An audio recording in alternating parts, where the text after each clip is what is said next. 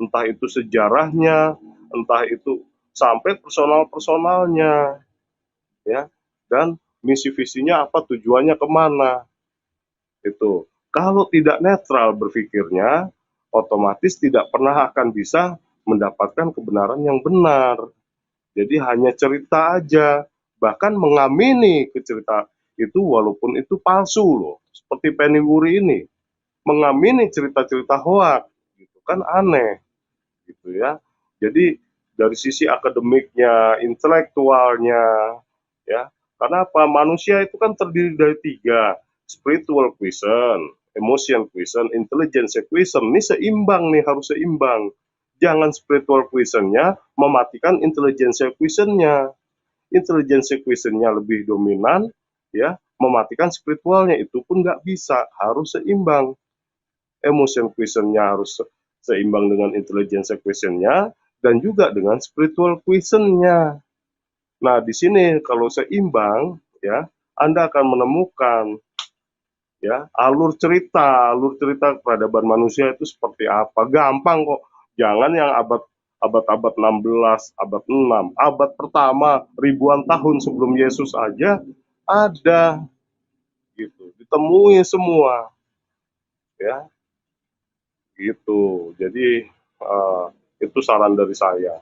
Dan janganlah istilahnya menunjuk-nunjuk, apalagi sampai menghujat Katolik, ya. Kalau Anda ingin tahu, Katolik itu dilarang keras memurtadkan orang, kristenisasi orang itu dilarang keras. Ada hukumnya di Katolik, ya. Jadi jangan memfitnah kami. Tapi kami berhak mempunyai hak suara, gitu. Berhak untuk mempertahankan, ya, apologetika, mempertahankan iman kami dengan meluruskan seperti hal sekarang ini, ya, ketika terjadi penyimpangan-penyimpangan, ya, yang menyudutkan Katolik itu.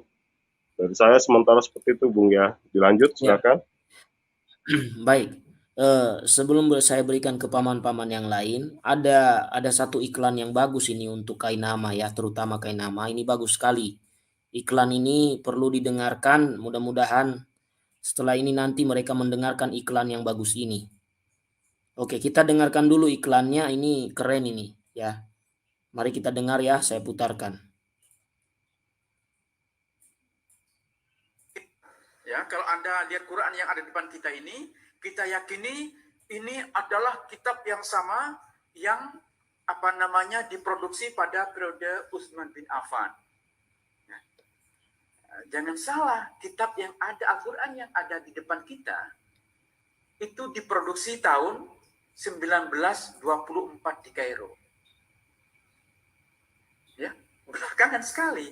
Jadi kitab Quran standar yang ada di mana-mana, termasuk yang depan kita sekarang, itu adalah produk dari komite yang dibuat oleh Menteri Dalam Negeri di Mesir dan terbit pertama kali tahun 1924.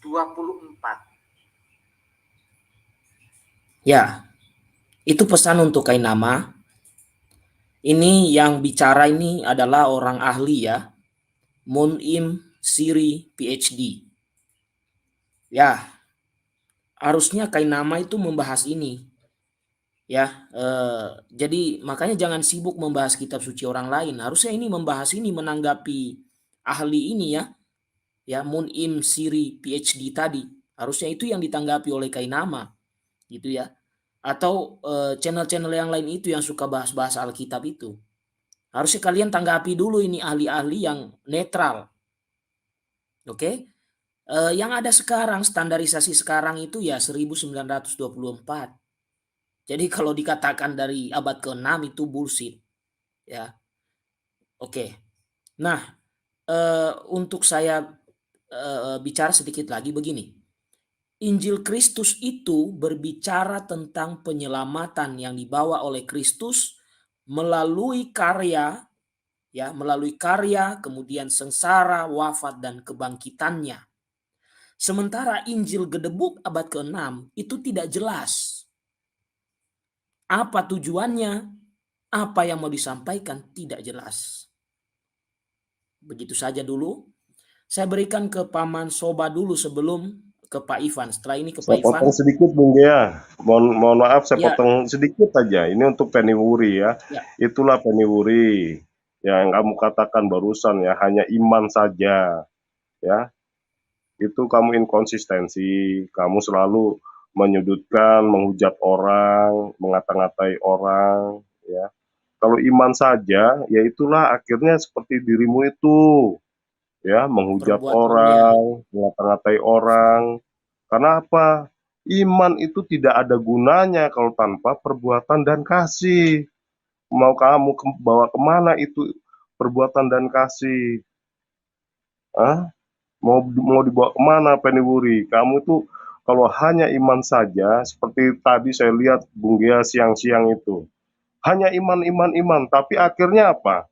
Tanpa disadari, ya iman dengan perbuatan. Nah, itu yang namanya inkonsistensi.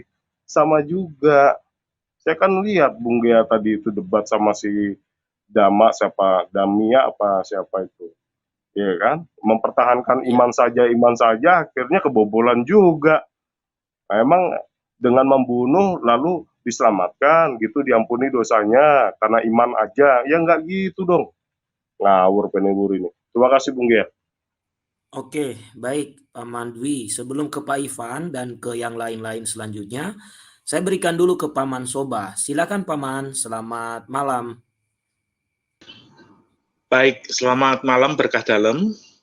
Berkah dalam, selamat malam.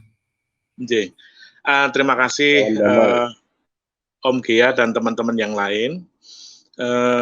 Ini saya cuma mau berpendapat saja. Nggak tahu nih pendapat saya dianggap pendapat liar atau apa, tetapi saya mencoba bahwa yang saya pengen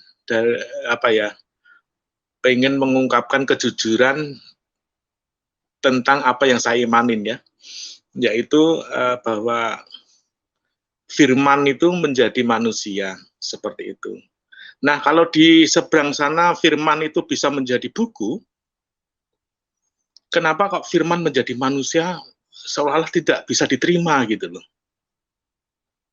Ya, kalau kita mau membandingkan apple to apple, ya firman yang menjadi manusia itu cobalah dibandingkan dengan firman yang menjadi buku itu. Kalau firman menjadi manusia bisa dibunuh, mungkin firman yang jadi buku pun bukunya bisa dirusak, bisa dimakan ngengat dan lain sebagainya. Tapi firman itu sendiri kan tetap hidup. Yang hancur adalah kemanusiaannya, fisiknya, bukunya, seperti itu. Tetapi karena ketaatannya hingga saatnya dia mengorbankan diri, akhirnya si manusia yang menyatu dengan firman itu tadi dibangkitkan, naik ke surga, lalu saat ini diberikan suatu apresiasi, ya setelah naik ke surga itu duduk di sebelah kanan Allah Bapa, ya dia menjadi raja alam jagat raya, alam semesta, seperti itu. Nah, ketika itu semua tidak bisa diterima, maka teman-teman saudara-saudara kita itu menjadi marah. Seolah-olah mereka merasa terzolimi, padahal saya hanya mengungkapkan apa yang ada semestinya tentang apa yang saya imanin itu. Firman yang menjadi manusia, kalau di sebelah sana firman yang menjadi buku, seperti itu. Nah, tetapi saudara kita ini pengennya membandingkan antara si kemanusiaan Yesus ini dengan entah itu nabi yang Isa atau nabi yang mana, monggo terserah. Tetapi bagi saya firman yang turun menjadi manusia itu silahkan mau dibandingkan dengan firman yang nuzul jadi Quran atau firman yang nuzul dari jadi manusia, seperti itu. Kalau kita mau jujur ya kondisi seperti itu. Tetapi selama tidak bisa ya nggak apa-apa. Kita ikutin arah pandangan mereka, arah pengetahuan mereka, nggak apa-apa. Yang penting kita sudah tahu titik kuncinya bahwa firman turun menjadi manusia. Artinya firman Allah ini menyatu menjadi manusia. Nah, kemanusiaan inilah yang akhirnya dibunuh seperti itu. Dan memang sengaja Allah memberikan putranya itu untuk dikurbankan sebagai penebus.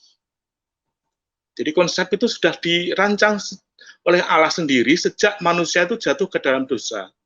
Ya, begitu manusia jatuh ke dalam dosa, maka Allah sejak itu mengutuk manusia itu, mengutuk iblis itu, bahkan tanah yang dipijak oleh manusia itu dikutuk seperti itu, sehingga pada saatnya Allah sudah menentukan bahwa keturunan si perempuan ini adalah yang akan menebus semua dosa yang sudah terjadi itu.